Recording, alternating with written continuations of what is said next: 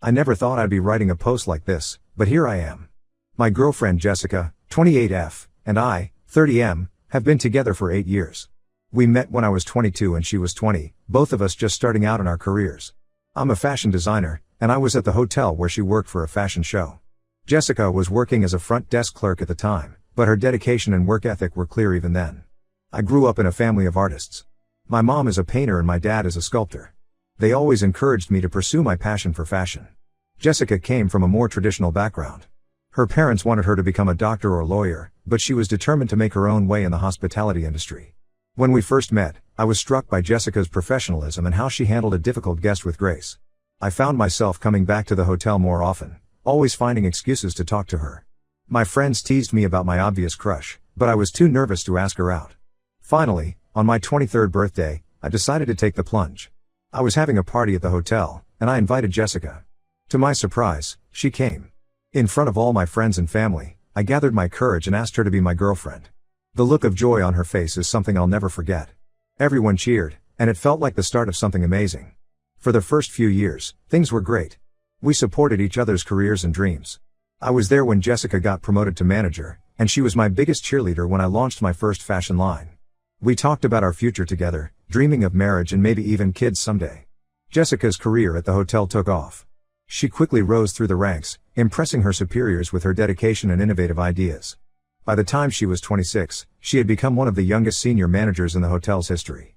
I was so proud of her achievements. My career was going well too. I had established myself in the local fashion scene and was starting to get recognition in bigger markets. Jessica and I often joke that we were the perfect power couple, fashion and hospitality. We had our struggles, of course. Jessica's job often required long hours and there were times when we barely saw each other. My work could be stressful too, especially around Fashion Week. But we always made time for each other, even if it was just a quick lunch or a late-night movie at home.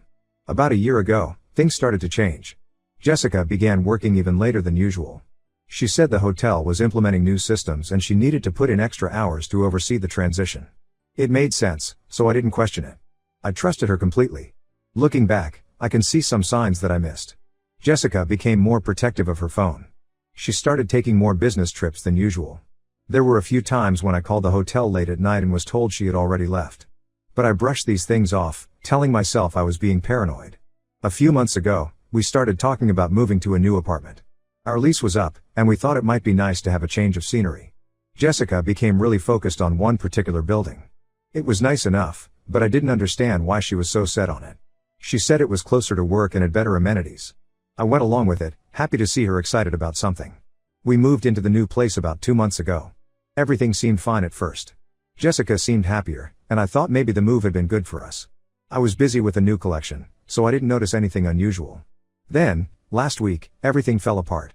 My car was stolen from our building's parking area. I was frustrated and went to the building manager to see if they had any security camera footage that might help.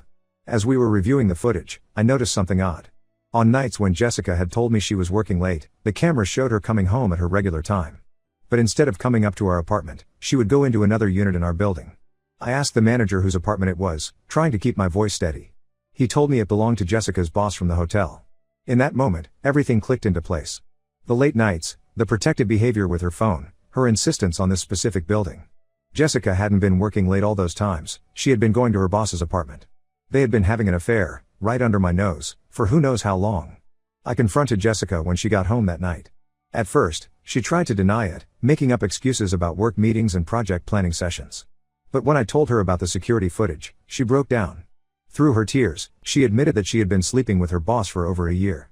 She said it started innocently, late nights working on a big project for the hotel. Her boss had been supportive and encouraging. One night, they had too much to drink while celebrating a successful presentation, and things escalated. After that, it became a regular thing. Jessica swore that she never meant for it to happen, that she still loved me. She said she had wanted to end it many times but was afraid of what it would do to her career. The move to this building had been her boss's idea, a way for them to be closer without raising suspicion. I felt like my whole world had been turned upside down. 8 years of memories, of trust, of love, all of it felt tainted now. I couldn't stand to look at Jessica. I told her to pack a bag and get out. She tried to argue, to beg for another chance, but I couldn't hear it. I needed her gone. For the past week, I've been staying with my friend Mark. I couldn't bear to be in that apartment, knowing what had been happening there. Mark has been great, giving me space when I need it but also making sure I'm eating and taking care of myself. Jessica has been trying to contact me nonstop. Calls, texts, emails, I've ignored them all. Her friends have reached out too, asking me to talk to her. I'm not ready. I don't know if I'll ever be ready. My family has been supportive. My parents offered to let me move back home for a while, but I need some independence right now. My sister has been checking in on me daily, making sure I'm okay. I'm throwing myself into my work, trying to stay distracted. I have a big fashion show coming up in a few months, and I'm using that as my focus. But when I'm alone at night, all I can think about is Jessica with her boss, how easily she lied to me for so long. I'm angry, I'm hurt, and I feel like an idiot for not seeing it sooner. I keep replaying moments in my head, wondering if there were signs I missed. Should I have known something was wrong? Could I have done something differently? I know I need to focus on moving forward, but right now I'm just trying to get through each day. I don't know how I'll ever be able to trust someone again after this. The thought of starting over, of putting myself out there again, is terrifying. I'm not sure what I'm looking for by posting this. Advice, support, maybe just a place to vent. If anyone has been through something similar, how did you get through it? How do you start rebuilding your life after such a massive betrayal? Thank you for reading this far. Writing it all out has been hard, but also somewhat cathartic. Any thoughts or advice would be appreciated. Update 1. It's been about 2 weeks since I found out about Jessica's affair and asked her to move out. A lot has happened since then, and I'm still trying to make sense of it all. Thank you to everyone who commented on my original post. Your support and advice have been a lifeline during this difficult time. I'm still staying with my friend Mark. He's been incredible through all of this. We've known each other since college. He was actually at the party where I asked Jessica to be my girlfriend all those years ago. It's strange to think about how much has changed since then. Mark has given me the spare room in his apartment. He's been making sure I eat regularly and get out of the house sometimes. Last weekend, he convinced me to go to a local art exhibit. It was the first time I'd done something purely for enjoyment since everything happened. It felt good to focus on something else for a few hours. I've been trying to keep busy with work. I have that big fashion show coming up in a few months, and I've been using it as a distraction. My team has been understanding, but I know they can tell something's off. I haven't told them the full story yet. It still feels too raw to talk about. Jessica has continued trying to contact me. At first, I ignored all her attempts, but last week I finally agreed to meet with her. I thought it would give me a chance for some closure. That turned out to be a mistake. We met at a coffee shop near my office. I chose a public place, thinking it would keep things civil and prevent any big emotional scenes. Jessica was already there when I arrived. She looked terrible, like she hadn't been sleeping. Part of me felt a twinge of concern, but I pushed it aside. As soon as I sat down, Jessica started crying. She begged for forgiveness, swearing that she had ended things with her boss and that it was a huge mistake. She said she loved me, that the past 8 years couldn't be thrown away over one mistake. I reminded her that it wasn't just one mistake, it was a year-long affair that she had actively hidden from me. I told her that I couldn't be with someone I couldn't trust. The Jessica I thought I knew would never have been capable of such deception. She argued that she was still that person, that she had just made a terrible error in judgment. But I couldn't see past the lies. That's when things took an unexpected turn. Jessica told me she's pregnant. She claims it happened the last time we were together, before I found out about the affair. But she admitted she couldn't be 100% sure if it's mine or her boss's. I was completely blindsided. Just when I thought this situation couldn't get more complicated. Jessica said she wanted us to raise the baby together, to use this as a fresh start for our relationship. I told her I'd need a paternity test if she keeps the baby. She got upset, saying she knew it was mine and accusing me of abandoning her and our child. I left the coffee shop feeling completely overwhelmed. I haven't told any of my friends or family about the pregnancy yet. I'm not sure what to do. Part of me hopes it isn't mine so I can make a clean break. But another part of me worries about potentially missing out on being a father. I always thought I'd have kids someday, but not like this. To make matters even more complicated, I got a call from Jessica's boss's wife yesterday. Apparently Jessica told him about the pregnancy too, and he confessed everything to his wife. She was understandably furious and wanted to meet with me to compare notes. We met for lunch at a quiet restaurant. Sarah, the boss's wife, is about 10 years older than me, and I could see the strain of the situation on her face. She filled me in on what she knew. Their affair had actually been going on for closer to 2 years, even longer than I realized. Jessica had been pushing for a promotion at work and things escalated from there. Sarah told me that she had suspected something was going on for a while. Her husband had been acting strange, always on his phone and working late. But he always had excuses, and she wanted to believe him. Finding out about the pregnancy was the final straw for her. She's filing for divorce. I found myself feeling oddly comforted talking to Sarah. Here was someone who understood exactly what I was going through. We exchanged contact information, both agreeing it was nice to talk to someone who really got it.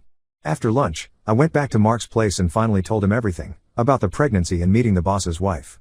He was shocked but supportive as always. He suggested I talk to a lawyer to understand my rights and options regarding the potential baby. I made an appointment with a family law attorney for next week. I'm hoping they can give me some clarity on how to proceed. I know I need to get a paternity test as soon as possible, but the thought of it makes this all feel too real. Jessica keeps calling and texting, wanting to talk more about the baby. I've told her I'm not ready and need some time to process everything. She's not taking it well and has started leaving emotional voicemails. I feel guilty ignoring her, knowing she might be carrying my child, but I'm just not in a place where I can support her emotionally right now. I'm feeling really overwhelmed by it all. Just when I thought I was starting to come to terms with the end of my relationship, this pregnancy has thrown everything into chaos again. I'm trying to take things one day at a time, but it's hard not to worry about what the future might hold. My parents keep asking when I'm coming home to visit. I haven't told them about any of this yet. I know they'll be supportive, but the thought of seeing the disappointment and worry on their faces is too much right now. I've been having trouble sleeping.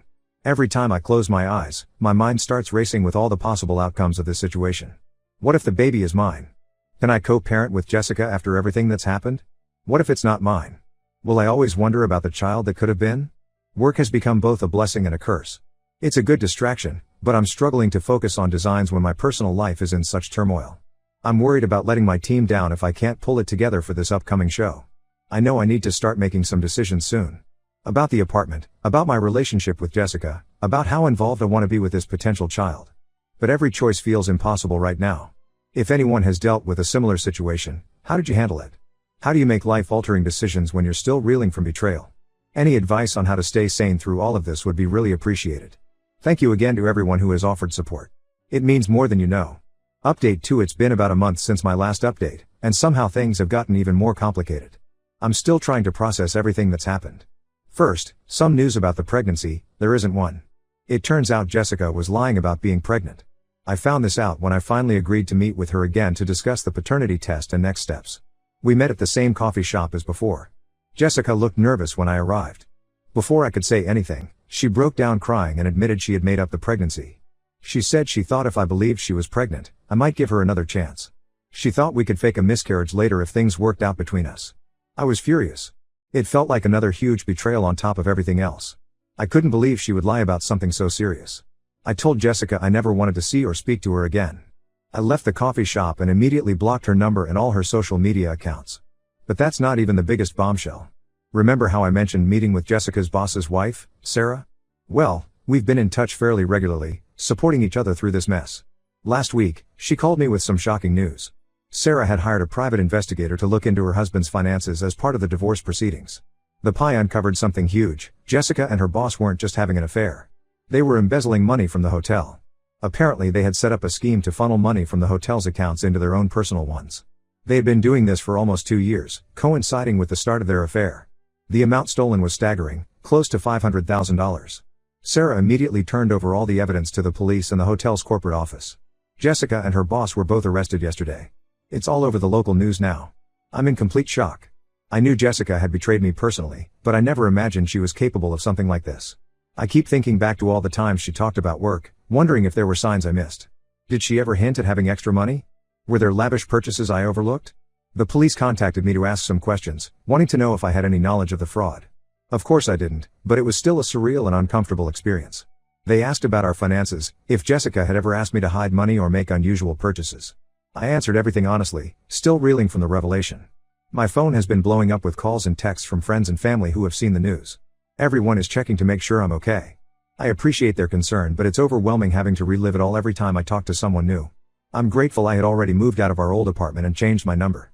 I can't imagine having to deal with all the attention if I was still living there. Some reporters tried to contact me for comments, but I've been avoiding them. I don't want any part of this media circus. The whole situation has me questioning everything. How well did I really know Jessica? Were there signs I missed not just about the affair, but about her true character? I've been going over our entire relationship in my head, trying to spot red flags I might have overlooked. I remember how excited Jessica was when she got promoted to senior manager. At the time, I thought it was just pride in her hard work paying off. Now I wonder if that was when the embezzlement started. Did her ambition push her to cross lines she never thought she would? I've been talking to my therapist about all of this. I started seeing her a few weeks ago, after the initial shock of the affair wore off. Now we have a whole new set of issues to work through. She's helping me deal with the shock and betrayal, reminding me that Jessica's actions are a reflection on her, not on me. It's hard to really believe that right now though. My parents finally convinced me to come home for a weekend. Seeing them was both comforting and difficult. My mom cried when she saw me, and my dad just gave me a long hug. They've been watching the news and were worried sick about me. We spent a lot of time talking everything through. They reminded me of who I am and the values they raised me with. It helped ground me a bit. I'm trying to focus on moving forward with my life. I signed a lease on a new apartment last week. It felt good to have a fresh start in a place with no bad memories attached to it. My sister helped me move in and we spent the weekend setting everything up. It was a good distraction. Work has been a challenge. My team has been understanding, but I know the upcoming fashion show is crucial for our brand. I'm doing my best to stay focused and creative, but it's not easy. I'm considering bringing on an assistant designer to help manage some of the workload. One unexpected bright spot in all of this has been my growing friendship with Sarah, the boss's wife. We've been meeting for coffee regularly, supporting each other through the legal proceedings and emotional fallout. It's nice to have someone who really understands what I'm going through. We're not romantic, we both have too much baggage for that, but I value her friendship. I'm still processing everything that's happened. Some days I feel angry, others I just feel numb. I'm trying to take it one day at a time and focus on rebuilding my life. The future I thought I had with Jessica is gone, and I'm still figuring out what comes next. If anyone has been through something similar or has advice on how to rebuild trust after such a massive betrayal, I'd really appreciate hearing it. Thanks again to everyone who has offered support through all of this. Update 3: It's been 6 months since everything imploded with Jessica, and I wanted to give one final update on how things are going. The legal proceedings against Jessica and her boss are still ongoing. From what I've heard through mutual acquaintances, they're both likely facing significant jail time for the embezzlement. I've done my best to stay out of it as much as possible. I gave my statement to the police and that was it. I have no desire to follow the case or know any more details. I've stuck to my decision to have no contact with Jessica. She tried reaching out a few times in the beginning through mutual friends, but I shut that down quickly. I made it clear I wasn't interested in any kind of reconciliation or even friendship. It was hard at first, but it's gotten easier with time. The hardest part has been rebuilding my ability to trust. For a while, I was suspicious of everyone around me. I kept waiting for the other shoe to drop, for someone else to betray me. My therapist has been really helpful in working through those feelings. I'm slowly learning that not everyone is like Jessica. I've been focusing a lot on my career and personal growth. The fashion show I mentioned in my last update was a big success. It was touch and go for a while, I almost considered postponing it. But with the help of my team and the assistant designer I hired, we pulled it off. The collection was well received, and I've gotten some great new opportunities from it. One of those opportunities is a chance to showcase my designs at Paris Fashion Week next year. It's something I've dreamed about since I started in this industry. I'm excited but also nervous. It feels like a big step forward in my career. I've also been spending more time with friends and family. I realized how much I had isolated myself in my relationship with Jessica. It's been nice reconnecting with people and building stronger friendships. My friend Mark, who let me stay with him right after the breakup, has become like a brother to me. I've started dating again, very casually. Nothing serious yet, but it's been good to put myself out there. I'm upfront about my past and the trust issues I'm still working through. The right person will understand and be patient. Sarah, the ex-wife of Jessica's boss, and I are still friends. We meet for coffee every couple of weeks. It's been interesting to see how our friendship has evolved. In the beginning, we were united by our shared trauma. Now, we're able to talk about other things, our careers, our families, our hopes for the future. She started a new job and is slowly rebuilding her life too. Looking back, I can see now that there were red flags in my relationship with Jessica that I ignored. The long hours, the secretiveness about her phone, the sudden insistence on moving to a specific apartment building, all things that should have raised questions. I've learned a lot about setting boundaries and trusting my instincts. I'm working on forgiving myself for not seeing the truth sooner. My therapist reminds me that trust is not a weakness, and that Jessica's actions are not my fault. Some days I believe that more than others. One thing that's helped has been volunteering at a local community center. I teach a free art class for kids once a week. It's been rewarding to share my passion for design and see the kids' creativity blossom. It's also a good reminder that there's still a lot of good in the world. I still have bad days where the anger and hurt feel overwhelming. But they're becoming less frequent. I'm proud of how far I've come in the past 6 months. I'm sleeping better, eating healthier, and feeling more like myself again. This will be my last update on this situation. It's time to close this chapter and focus on the future. Thank you all again for your support.